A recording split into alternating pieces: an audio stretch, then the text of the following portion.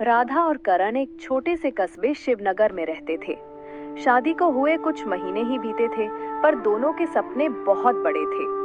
करण का चिकन बिरयानी का ठेला शहर की जान बन चुका था।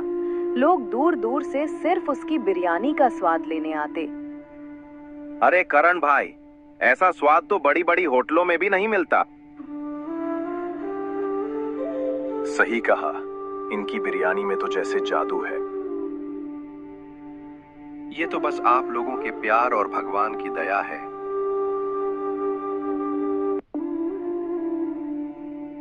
एक शाम जब करण ठेला बंद करके घर पहुंचा, तो उसने देखा कि पूरे घर में अंधेरा है।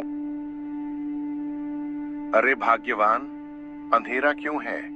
सब बल्ब बंद क्यों हैं?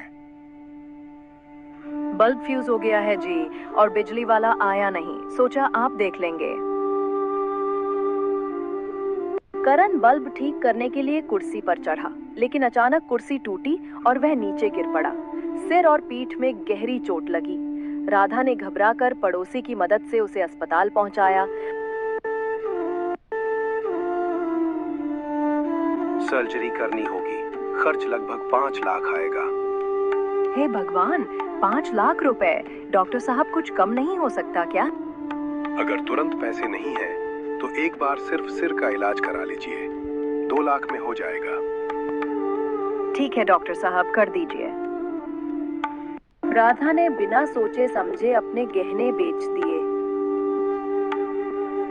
फिर भी कुछ पैसे कम पड़ रहे थे, इसलिए राधा को करण का ठेला भी बेचना पड़ा। फिर राधा अस्पताल जाकर पैसा जमा करवाती है।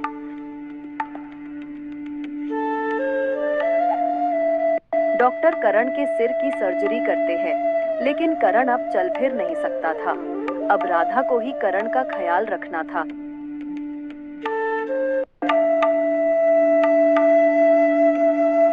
ये लीजिए जी, खाना खा लीजिए, फिर आपको दवाई भी लेनी है ना? वो तो ठीक है, तुम अपने लिए कुछ बनाती क्यों नहीं? देखता हूँ तुम ठीक से खा भी नहीं रही हो। बस भूख नहीं लगती जी, सब ठीक हो जाएगा। जब घर में खाने का राशन खत्म हुआ, तो राधा अपनी पड़ोसन सीमा दीदी के पास गई। दीदी, कोई काम पता हो तो बताना, मैं कुछ भी कर लूंगी। एक घर में रसोई का काम है, वहां जा सकती हो।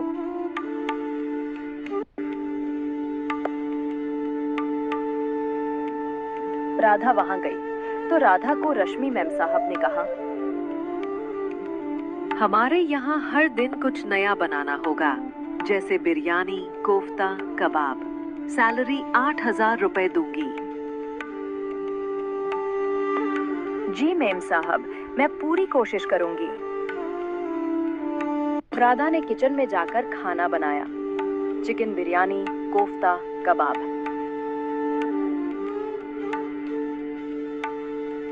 राधा के बनाए खाने की सबने तारीफ की, खासकर उसकी चिकन बिरयानी की, जिसकी खुशबू पूरे मोहल्ले में फैल जाती।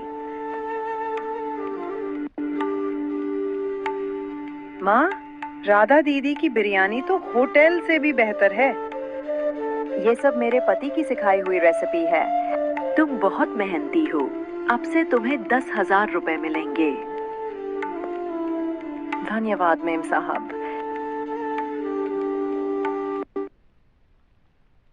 एक दिन रश्मि के घर मेहमान आए। राधा ने पूरे दिल से खाना बनाया। वाह, ऐसा स्वाद तो बरसों बाद चखा। बेटी, मेरे बेटे की शादी है, क्या तुम वहाँ खाना बना दोगी? हाँ माता, क्यों नहीं।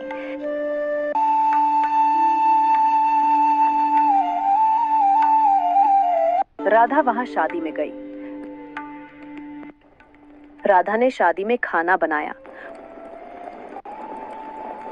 और जब सब काम खत्म हुआ तो दूल्हे के पिता आए और उन्होंने राधा को एक लिफाफा थमाया और कहा, ये तुम्हारी लगन का तोहफा है।